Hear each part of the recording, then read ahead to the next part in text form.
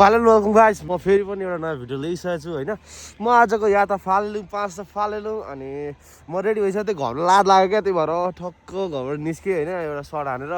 अनि म ठ्याक्कै घर अगाडि मेरो घर यसको ठ्याक्कै अपोजिटमा छ हैन। अनि त्यहाँबाट निस्केर भिडियो रेडी बनाएँ। अहिले म झापा धाइजोन मेचीनगर 12 मा छ र म मेरो यात्रा भनेको फालेलुङसम्म भन्ने समलटारमा काम छ सानो। अनि त्यहाँदेखि म सिधै आजको यात्रा त्यहाँ फिदिम। त्यहाँ हाम्रो यात्रा बुधबारे हडिया खोलासम्म पुगिसकेको छ। हेलो इग्नोर गर्दै यार। बिहानीको सुरुवात छ, मलाई घामले झ्यापु मारिसकेको छ र तल पुरै हुस्से लागिरहेछ। जति माथि जान्छु त्यति अलिक घाम देखिन थालेको छ। पुरै झापातिर त पुरै हुस्से लागे जस्तो देखिरहेछ है। अब म यहाँबाट ठ्याक्कै सिधै कन्यामतिर जान्छु। यो मखमबाट चिसो छ। म अहिले हर्काटे बजार पटिसकेको छु है। हर्काटे जुन चाहिँ हाइटमा पर्छ भने आज चिसो छ। यहाँ हात यस्तो सेतो भइसक्यो मेरो हात भनौँ न। अनि अब यता जति उता गयो त्यति राम्रो ठाउँ पाइन्छ। नाम त भन्नु पर्दैन, फिक्को लागेको छु। यहाँको फुल यस्तो राम्रो फुल रहेछ त्यही होइन। फिक्को लागि पुगिसकेको छु। यहाँको चिसो हावाले मलाई छुइसकेको छ। अलिकति खतरा लगाइदिनु भन्न तपाईँलाई मन परोस् भनेर क्या। मैले यस्तो बवाल लुक्समा आएको छु। हेर्नु न ठक्क यस्तो छ है। अगाडि यस्तो बवाल भ्यू छ। म त्यही भएर बिहान हिँडेँ क्या, बिहान भ्यू बवाल देखिन्छ। हेर्नु न यहाँ कस्तो घाम छेड्न खोजिरहेको छ यता साइडतिर यहाँतिर है। घामले क्या मतलब तल घामको किरण तल बस्न खोजेको कस्तो राम्रो भ्यू देखिरहेछ। म ठाउँ देहीमा भन्ने सुनेको थिएँ, यही ठाउँ रहेछ होइन। यो माइ खोला, यहाँ डगिजहरू छ। पञ्चकन्या माता यहाँ शिलाहरू छ। यात्रा इलामसम्म पुगिसकेको छ होइन। अहिले नेपाल टाढा पुगिसकेको छु होइन।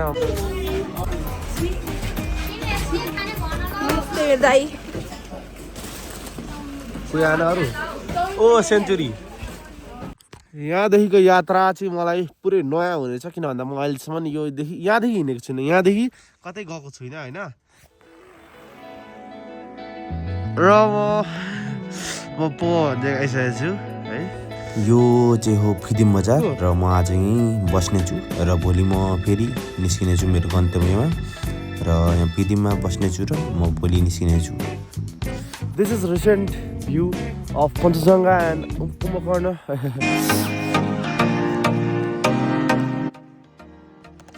सिम्फका यहाँदेखि जाने हजुर यहाँ गयो ऊ यहाँ सिम्फका भनेको त्यहाँबाट राइट हाक्नु के राइट कता पुगिन्छ? त्यहाँबाट माथि त्यो जुन प्राङमा आउने बाटो हाइवेमा पुगिन्छ। त्यहाँबाट चाहिँ त्यो टर्निङमा पुग्छ, टर्निङ नछोडी गफ गर्नु त्यो बाटो एउटै बाटो भइसकेको छ। एउटा टावर छ, त्यो टावरको आसपास हुँदै जाने हो। यहाँ नमस्ते खोला उति देख्दैछ हेर्नु उति। हजुर उ त्यहाँ नमस्ते खोला एन्सलको उयो भन्ज्याङमा छ उति देख्नुको टावर माथि। देख्दैछु। त्यो नमस्ते खोला एन्सलको उ त्यहाँ छ उति यहाँ देख्नुभयो नि यो पहिरोदेखि माथि। हौ त्यही भएर जाने हो तपाईँ। यो जोर्नीको सबैभन्दा मनपर्ने मलाई के लाग्यो भन्दाखेरि मैले चाहिँ मिनिमम पनि 50जना मान्छेसँग बोल्यो होला र म्याक्सिमम चाहिँ 80 भन्दा माथि पनि बोल्यो होला है। र मैले बाटोमा बोल्दै मान्छेसँग गफ गर्दै उहाँलाई बाटो सोध्दै गएको। गुगल म्याप मैले थियो मलाई थाहा थियो, तर बाटो भनेको जङ्गलको बाटो थियो। गुगल म्यापले पनि काम दिएको थिएन, नडाटी भन्नुपर्दा त लोकेसन। म भनेको फिदिमबाट डाइरेक्ट आकाशे भन्ज्याङ भन्ने ठाउँ पुगेँ। त्यहाँदेखि खेदोक हुँदै भैँसे हुँदै अनि प्राङबुङ चाहिँ नछिरिकन, प्राङबुङ पनि जाँदा हुन्छ तर प्राङबुङ नछिरिकन भैँसे हुँदै सिधै माथि चाराते फालेलुङ गएको। त्यो भनेको टाइम चाहिँ कति लाग्यो भन्दाखेरि 4 घन्टादेखि 5 घन्टा, किनकि नयाँ बाटो हुन्छ होइन। अब तपाईँहरू पहिलादेखिको मान्छे छन् भने चाहिँ 3 घन्टा 3.5 घन्टा न त 4 घन्टाभित्रमा आइपुग्छन् भन्नुहुन्छ। तर आउँदाखेरि तपाईँ त्यति टाइममा आउनुहुन्छ, तर जाँदाखेरि चाहिँ जस्तो जङ्गलको बाटो तपाईँ कन्फ्युज पनि हुन सक्नुहुन्छ। त्यो बाटोहरू घुमौरो छ है। त्यसो हुँदाखेरि तपाईँले त्यति घन्टामा तपाईँले ठ्याक्कै तपाईँले बाटो भेट्नुहुन्छ।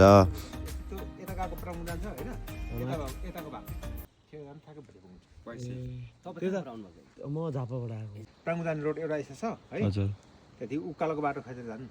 दुईटा बाटो सेपरेट बाटो छ। प्राङ बाटो चाहिँ ठ्याक्कै यो बाटो जान्छ हैन, प्राङ जान्छ हैन।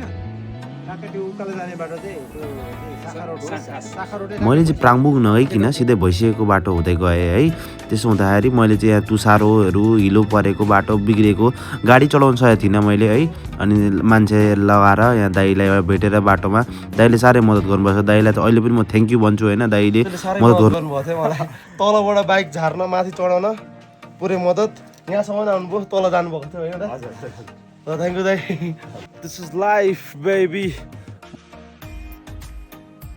र म अहिले यस्तो बाटो छुमा हेर्नुहोस् यस्तो यो पनि बाङ्गियो सबै थोक यहाँ जिउ पनि बाङ्गिसक्यो यस्तो हेर्नको लागि आएको गाइज लाइफमा पहिलो पटक मैले चौरी गाई मतलब याग देखेको छु होइन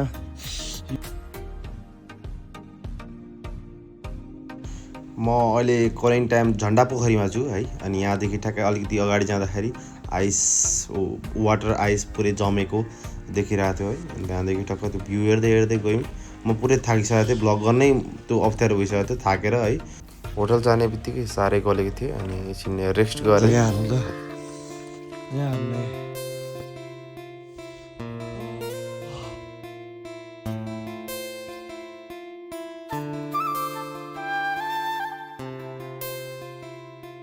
Good evening everyone. Evening view of Pastor Palelung चार राते सनसेट भइसकेको छ है